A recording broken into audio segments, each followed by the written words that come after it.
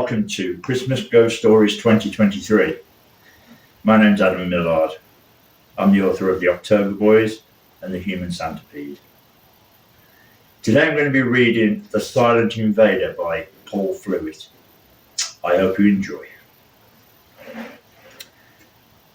Yvonne was a favourite of mine.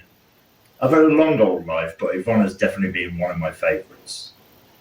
I love to watch her from the corner in my room and watch as she busied herself in the mornings, getting breakfast ready for the kids and packing them off to school for their day, cleaning the house before settling down to work for herself. It would have been so boring if she'd worked too. I might have found myself a new home if she'd had to go out to work, but she worked from home, and so we spent long afternoons with only each other for company. She would speak on the phone to her friends and I'd listen to her laughing. Such a melodious, sweet sound. It's a voyeur's life I lead, watching and learning, then making my influence plain. And it's always the watching and the becoming familiar that I enjoy the most.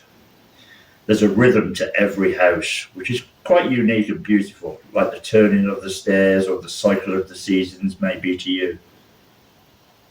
Over time, we became friends, Yvonne and I. She speaks to me in an absent-minded fashion and I babble back. I tell her stories, I bring her news from a near-forgotten outside world. Okay, sometimes she stares right through me like I'm not even there, and that's fine. It all fits in with the purpose. I'm there purely for her entertainment, and I'm glad to fill that post. For now. I sit and watch the kids return from school and the chaos they bring in their wake. I watch Yvonne attempt to get those last few little chores done before the kids create a new disaster zone to deal with. She soon admits defeat. She asks me to entertain the boys, but I provide only limited distraction to them. They're not yet tuned into my frequency, but I try. I perform clown acts and comedy acts, but the children are soon acting up again. I see Yvonne become flustered as she disappears to the kitchen to prepare dinner. The boys are creating more chaos and Yvonne sends them to their rooms to play while she finishes up the food. She's truly a miracle. I have such admiration for her patience, almost as solid as my own. Dinner is eaten and the boys head to bed after a long day at school. Yvonne has bathed the children and read them a story, and now she sits with a glass of wine as she waits for her husband to return from work and we're alone again. For a little while. This is my time, when I have her undivided attention. She watches the place where I am and I give her the diversion she calls for. Yet underneath it all, I'm whispering into her ear. I do it quietly, so quietly she barely registers that she's being spoken to at all, but there I am. There I've been for a little while by now. The time grows later and she stares in my direction with glassy eyes. Not really concentrating on anything, just drifting. Perfect. There's a sudden banging, shouts and giggles coming from upstairs. The boys are up and messing around again. She puts down her glass and leaves the room. I hear her admonishing the children. They should be in bed. She comes back to the room and she asks me to tell her a different story, and so I do. She sighs and picks up the glass to take a sip, but there is more banging from upstairs. Absently, she puts the glass down and leaves the room and I'm left alone again. Her step is light so I don't hear her footsteps on the stair as she goes up to control her animalistic offspring. I hear a creak as she steps on the loose floorboard on the landing that Yvonne's husband keeps on promising to fix. Then sudden rushing footsteps as the boys rush to get to their beds. Suddenly there's panic. Screams which suddenly become muted, begging for Mummy to, "Stop, please, stop!" And then there is quiet. No noise, no bumping, footsteps, only quiet. Yvonne comes back to the room and stares blankly at me. A silver sheen of sweat shining on her pretty brow and upper lip. She doesn't reach for the glass of wine or call on me to entertain her. She doesn't move for hours, she just sits and stares at me. She knows. I know. When husband returns, she runs for the door like a dutiful wife. so that she's there by the door when he enters. He sees her there and smiles as she steps towards him, not noticing the glass that she has in her hand, until it's too late. Yvonne smashes her glass into his neck, grinding the jagged edge into his flesh until blood gouts from the hole that she's made. The sight is pretty in its way, but I see no more. My work with Yvonne is done. I disappear down the wire from where I came, well satisfied with my work. Perhaps I'll tell her story to my next friend sometime soon. Aggie was my next friend, another one of my favourites. She never had children and her house is quiet. Her nephews and nieces rarely visit her, so she's left with only me for company. I like Aggie. She talks back. I sit on a low table in a sparse living room, nicotine-stained walls which are bare of any ornament and just a battered old chair for Aggie to sit in. The seat's so old and sunken that you might as well sit on the floor. She sits opposite me and stares, always directly into my eyes. She isn't aware of that. Not yet.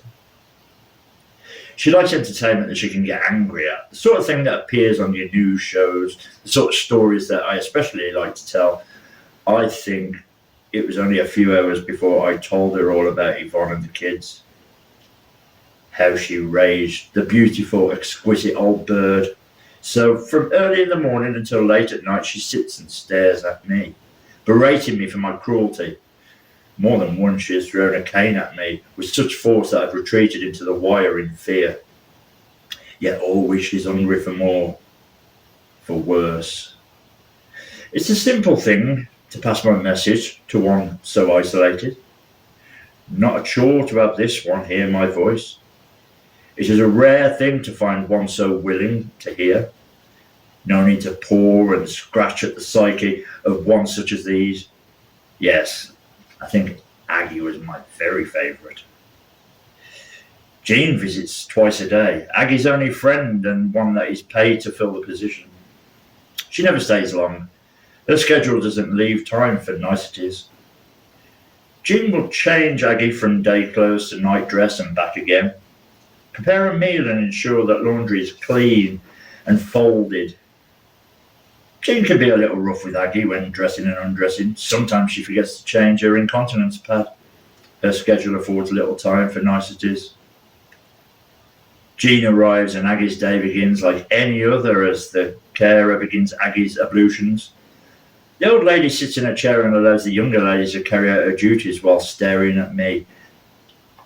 Jean slips a vest and blouse over Aggie's head, then bends to help with her knickers and tights. That is when things go wrong for Jean. Aggie waits until the carer's head is bowed to her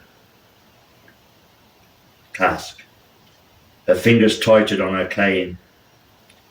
One swollen and varicose vein foot is slid into a leg hole of a pair of knickers and Aggie brings the cane down onto the lady's skull. Jean keels over and Aggie hits her again. The sound of cracking bone, almost thunderous in the quiet house. Jean whimpers, but Aggie carries on her assault, her cane moving up and down like a piston. Arcs of red painting every surface with each upward motion, splashing my face.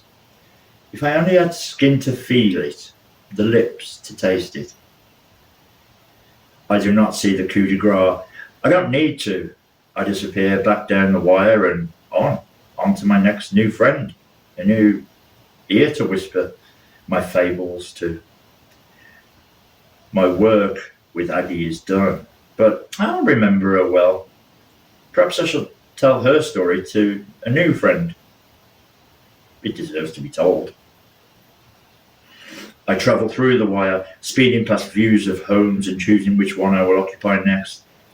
Finally, I'm here, in a room that I immediately like very much. I like the pictures that are on the wall and the colours that have been used to decorate the place. It looks like the home of people that could provide entertainment. But what does all of this have to do with you? You're only sitting there in your living room, unwinding after a long day. Why should you care about these heinous things that have happened because of my words? Well, you see, this is how it works. There are rules that have to be adhered to, checks which have to be marked. I'm telling you all of this because you have to understand what it is that you are consenting to. I know you hear me, although you think that you're watching a simple television program. You believe that you're being entertained, lulled to sleep after your arduous toil, don't you? Look around. Are you certain that your family is seeing me here? Are you sure? Have you switched off yet? Do you feel that itch in your hands to do harm yet? Do you already have the weapon in your hands? No. No? Of course, this is only our first night together. There'll be plenty more stories, plenty more horrors to warm your bed, plenty of time for me to get under your skin. I should just sit here on the wall and wait.